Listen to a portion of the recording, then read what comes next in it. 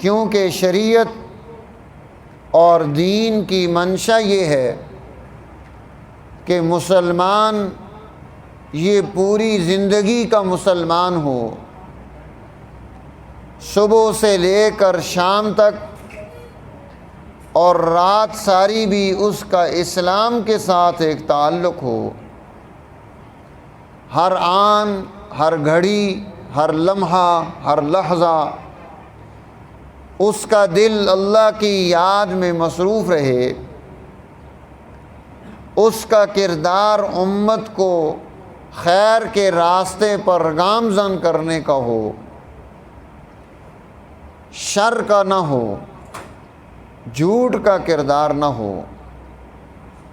بددیانتی کا کردار نہ ہو۔ اسی لیے حضور نبی کریم صلی اللہ علیہ وسلم نے فرمایا یغفر لجمیع خلقی، اس رات میں ساری مخلوقات کی مغفرت کر دی جاتی ہے۔